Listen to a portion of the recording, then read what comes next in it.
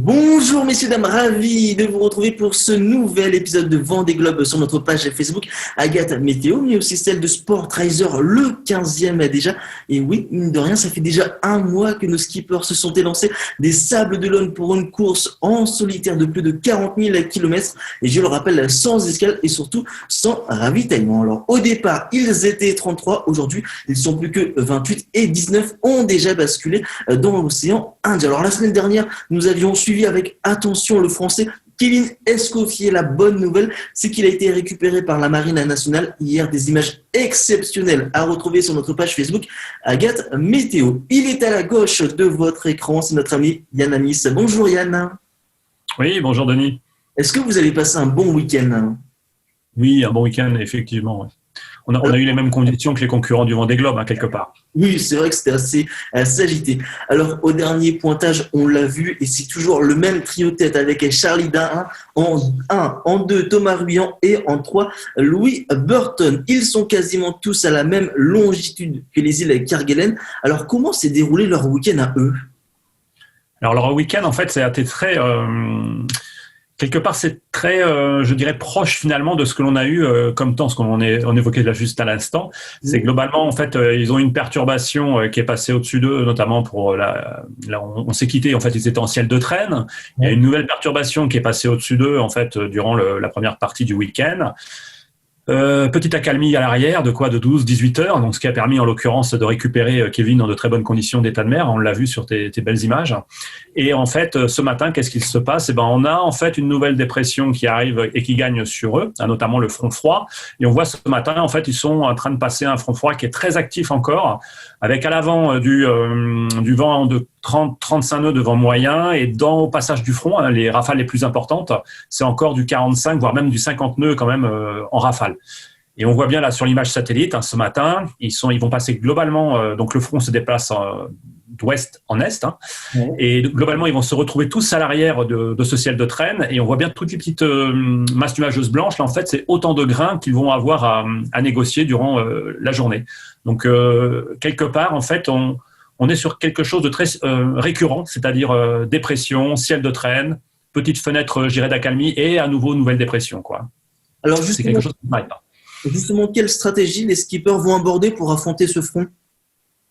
Alors pour ce front, en fait, ils vont glisser à l'arrière. De toute façon, ils n'ont pas d'autre choix puisque le front, quand même, il s'étend de façon très importante entre le sud et le nord. Par contre, quand on regarde notamment l'analyse isobarique pour aujourd'hui à 12h UTC, on voit bien que notre système dépressionnaire, la noté D8, au niveau de Kerguelen, en fait, est relativement important. Il est compris entre les deux anticyclones qui sont à la fois à l'est et à l'ouest. Et ce qu'il faut surveiller, c'est quand on regarde la situation prévue pour mardi midi, dans cet axe de Talweg qui prolonge en fait la dépression D8, on a une nouvelle cyclogénèse qui va apparaître, qui va être très proche notamment des îles Kerguelen. Et celle-là, il faut la surveiller. Pourquoi? Parce qu'en fait, elle va notamment détériorer de façon très rapide les conditions météorologiques sur l'avant de la course. C'est-à-dire que les skippers vont se retrouver juste à l'arrière d'une cyclogénèse en formation. Donc, c'est quand même pas une situation très confortable. La seule chance que je vois dans l'immédiat pour eux, c'est d'être surtout à l'arrière de ce phénomène, quoi. D'accord. Et justement, vous pouvez nous expliquer un petit peu ce que c'est une cyclogénèse? La cyclogénèse, en fait, c'est quand tu as là, en l'occurrence, c'est une dépression qui se forme. Donc, ce que vont assister les concurrents, c'est la naissance d'une dépression au niveau de Kerguelen. Et la naissance de cette dépression, en fait, elle va se faire de façon un peu moins classique dans l'axe du Talweg de la dépression D8. Donc, c'est pas une zone, je dirais, classique de formation. C'est quelque chose qui est un petit peu qui va prendre naissance de façon un peu explosive en fait dans la circulation classique qu'on peut observer sur l'océan Indien. Donc c'est un phénomène, voilà, c'est pas on l'a pas vu naître quelque part, si tu veux, sur une zone de cyclogénèse classique. Elle prend naissance dans l'axe du Talweg et c'est un petit phénomène en fait qui est d'autant plus dangereux que tous les petits phénomènes qui prennent naissance rapidement sont nécessairement et classiquement, on va dire, dangereux, quoi. C'est ça le problème. Du coup, c'est une situation très intéressante. Comment ceux qui sont à l'arrière de la course et ceux qui vont passer le cap de Bonne-Espérance vont aborder cette situation? Alors pour la tête de la course, quand on regarde le classement, là en l'occurrence, ou là où sont les bateaux, sur la tête de course, en fait, ils vont progresser à l'est et en principe, ils vont rester à l'arrière de cette cyclogénèse qui va se décaler après, notamment dans l'est-sud-est. Donc ils sont en train de rattraper, on va dire, cet épisode de vent très fort, mais ils vont le faire par l'arrière. Donc, globalement, ils peuvent réguler leur vitesse et progresser à l'arrière de ce phénomène dépressionnaire tout en poursuivant leur route à l'est. À l'arrière, par contre, la situation, je dirais, tous les concurrents qui ont quitté cette zone dépressionnaire se retrouvent, eux, en fait, aux prises de l'anticyclone qui est dans le sud du Cap de Bonne-Espérance. Et là, en l'occurrence, quand on voit le groupe qui est autour de Alan Roura, avec la Fabrique, tous ces bateaux-là se sont retrouvés piégés, notamment ce week-end. Et là, pour eux, c'est beaucoup plus difficile parce qu'ils n'ont qu'une route, c'est de venir se glisser au sud de l'anticyclone et progressivement glisser à l'est, mais ils sont plus dans le même système météorologique que la tête de course, en fait. Et du coup, dans le jeu virtuel, la Regatta, le fameux jeu virtuel de ce Vendée Globe, on fait pareil, on se met à l'arrière? Ah non, là, justement, Denis, on va surtout pas aller à l'arrière. On a eu un groupe Ouest dans le week-end qui ça a été excellent, c'est-à-dire c'était une lutte d'empannage monstrueux pour rester au contact de la fameuse zone d'exclusion des Antarctiques, au niveau de la ligne rouge, ce qu'on appelle la zone d'exclusion des glaces. Donc là, il y a eu une belle lutte d'empannage. Les classements, on va dire, n'a pas trop été bouleversé parce que les leaders sont restés en tête.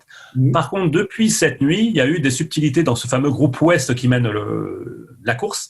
On a des concurrents qui sont restés à proximité de la ZEA. Et derrière, on a des concurrents qui sont en train de tirer tout droit depuis la fameuse bosse de la ZEA pour essayer de se mettre au mieux avec cette fameuse dépression qui va prendre naissance mardi.